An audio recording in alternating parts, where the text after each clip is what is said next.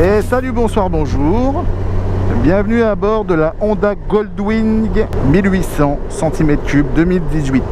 Je pense que mon public n'est pas fan de ce genre de moto, mais voilà, je pense que c'était à essayer quand même. Alors forcément, l'essai que je fais n'est pas un essai de journaliste, impossible pour moi de me mettre à leur place. Pour moi, ça reste impossible de faire voir toute la bécane en une vidéo comme ça, ou alors il faut qu'elle dure 1 heure. Donc je vais vous faire voir le principal. Déjà pour commencer, je suis sur la version DCT full option, airbag. Donc c'est la moto qui coûte 36 000 €. Oui, 36 000 €, le prix d'une belle voiture sportive d'entrée de gamme. Mais voilà, après pour rouler en Goldwing, il faut avoir une certaine philosophie. Et sachez que j'ai vraiment eu du mal à la prendre en main, c'est vraiment compliqué. Là, voilà, j'ai fait 190 km pour le moment avec. Et pencher n'est pas chose aisée avec cette moto. Ou alors pour ceux qui ont vraiment l'habitude. Voilà, donc un moteur de 1800 cm3 avec transmission cardan, suspension, c'est un gros amortisseur arrière, gros amortisseur avant. Le tout est réglable électroniquement au tableau de bord. Et on a plusieurs choix de réglage, c'est-à-dire solo, passager, solo bagagerie et passager bagagerie. Et là, la moto s'adapte au poids. Alors forcément, l'essai de moto là que je vais faire, vous allez voir que je ne prends pas du tout de vitesse parce que je suis vraiment pas très à l'aise avec la moto. Donc je roule à mon rythme et le tout c'est vraiment de vous faire découvrir la bécane très posée. La boîte DCT, pour ceux qui connaissent pas, en gros c'est une boîte automatique que vous pouvez passer après en séquentiel et vous pouvez passer les vitesses avec des gâchettes. Alors oui, vous avez vu un tableau de bord, ça fait flipper hein, le Komodo, la console centrale, enfin il y en a de partout. Donc je vais essayer de vous détailler ça très rapidement sans que ça soit trop chiant. Là par exemple je suis en automatique mais je peux quand même péter des rapports.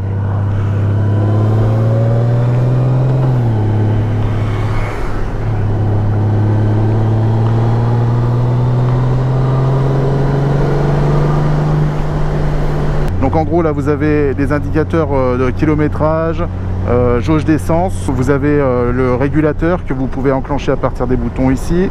Après là bon, le compteur de vitesse, le compte tour. D, ça veut dire qu'on est en mode automatique. Je suis en mode tour. Vous avez plusieurs modes. Le sport, donc celui-là, le sport, c'est celui qui arrache sa mère. Je vais vous faire voir, hein. Donc là je suis en sport automatique. Franchement passer les vitesses, ouais, moi j'aime bien. Le DCT j'aime bien. Voilà, parce que ça part vraiment dans les tours, hein.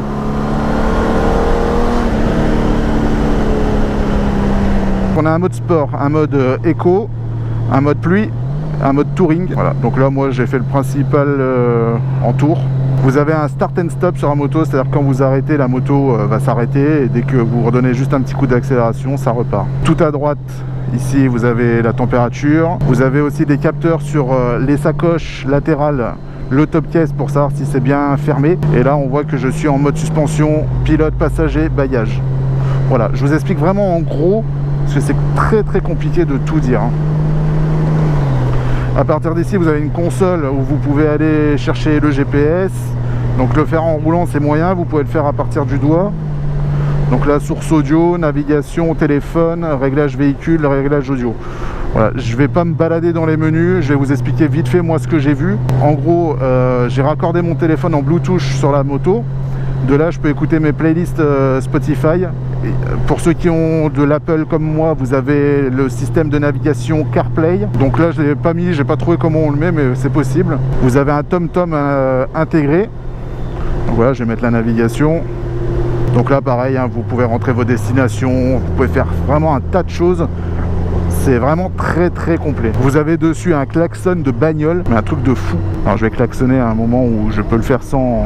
Voilà, ici par exemple.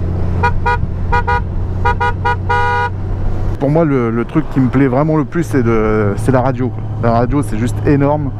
La radio, les playlists Spotify, je vous fais voir ça après. Vous avez dessus des poignées chauffantes, des sièges chauffants pilote et passager. Donc madame derrière a son siège avec une molette, elle peut régler tout ce qu'elle veut. Vous avez la bulle qui est réglable automatiquement avec ce bouton. Donc moi je roule en position haute, ça me permet d'avoir ma visière grande ouverte, d'avoir aucun vent qui arrive dans mes yeux. Très agréable à conduire comme ça. Alors le gros amortisseur à l'avant, il fait vraiment bien son job. On peut le voir travailler là, ici, là. Alors comme je disais, c'était une moto que j'ai pas réussi à prendre en main vraiment tout de suite, de par son poids, parce que ça fait dans les 385 kg pour cette version là. Une version avec un airbag qui est là. Je saurais pas vous en dire plus, je sais pas comment ça se passe, je sais pas si ça déclenche, qu'est-ce qui se passe exactement. Mais voilà, il y a un airbag sur la bécane. C'est pour moi un essai qui est vraiment pas commun, hein. Vous allez voir, hein, enfin vous devez ressentir. Parce que pour moi c'était quasi inespéré de conduire une Goldwing un jour. Et là franchement la concession Omio Moto à Villefranche m'a filé la bécane pendant 3 jours. Parce que mon traceur est en révision. On se laisse couler tranquillou. Alors la musique.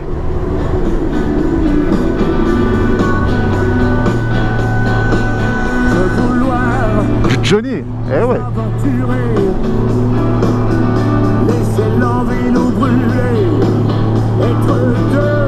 Alors quelque chose de bien impressionnant sur la bécane, c'est le freinage. C'est simple, de toutes les motos que j'ai pu essayer, j'ai jamais eu un freinage aussi énorme que celui-là. Il te stoppe tout, quoi. C'est un freinage de camion. Alors qui dit Goldwing dit voyage. Vous avez un gros coffre à l'arrière et 2 valises latérales, donc une valise de chaque côté. Là franchement je suis parti avec vraiment toutes mes affaires, du change, mon appareil photo, mon trépied, j'ai tout pris, tout rentre sans vraiment aucun problème. Donc vous avez de quoi je pense voyager très léger pendant une semaine avec votre passager sans problème. Au niveau de l'autonomie, on est sur un réservoir de 25 litres et une conso moyenne que j'ai pu constater entre 6 litres et 6 litres 5 au 100. Bon après ça c'est ma conso moyenne parce que je conduis vraiment tranquille. Mais les 350 km, vous pouvez les faire vraiment sans problème. Un défaut que pas mal ont relevé, les fans de Goldwing, c'est les rétroviseurs. Donc ils sont réglables à la main. Mais par contre, ils ne sont pas rabattables électriquement. Bon voilà, c'est un détail. Alors je vais vous faire voir le mode, par exemple, pluie. Là, je suis en mode pluie. Je vais mettre gaz à fond. Et vous allez voir. Voilà, en fait, ça accélère pas du tout.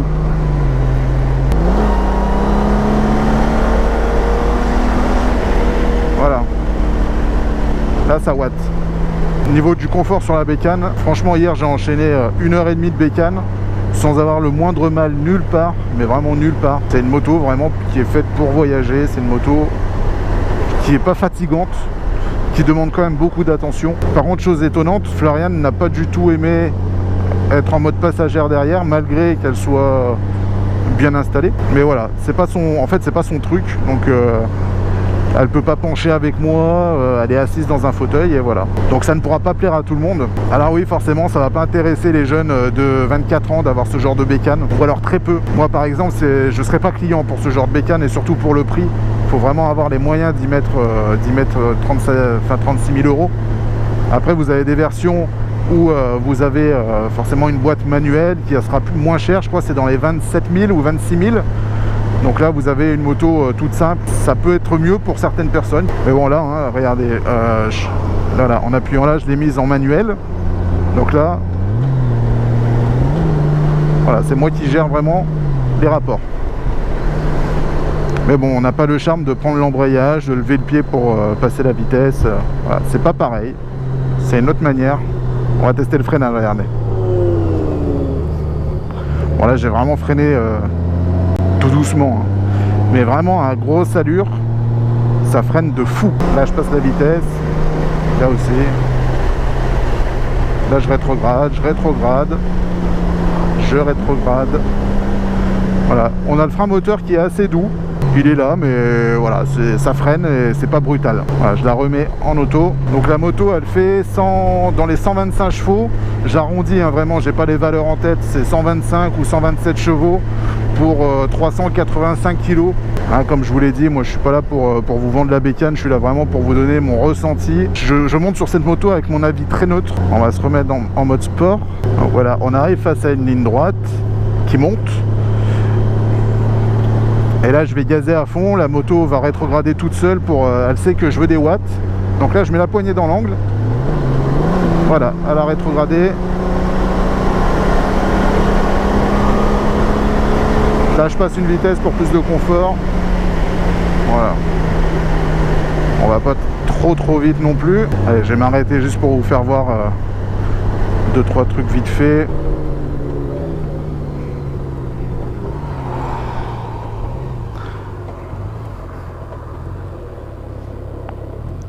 Voilà, donc là je m'arrête, normalement start and stop, voilà, la moto se coupe, elle redémarre. Ensuite vous avez une position parking pour garer la moto, donc là vous remettez la moto en neutre, vous prenez le frein et vous appuyez ici. Voilà, vous avez la petite moto qui s'affiche, et là maintenant juste avec la gâchette en haut, voilà, ça vous permet de vous garer un peu plus facilement qu'avec la poignée. Et le moins, c'est la marche arrière. Voilà, vous voyez au tableau de bord. Voilà, dès que vous avez fini, vous vous mettez en neutre et vous tirez le frein à main. Donc là, voilà, la moto est bloquée. La clé, vous la mettez pas dans la moto, vous la gardez avec vous. Elle fonctionne autour de 80 cm à 1 mètre de la moto. Vous la gardez dans votre poche. Pour démarrer, vous tournez, là ça met le contact, vous appuyez et c'est parti. Donc là vous êtes en neutre, conducteur est responsable du bon chemin, hein, entrez.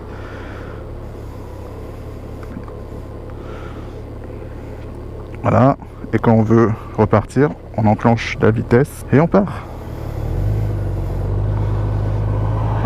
La bulle se remet en position haute et c'est parti.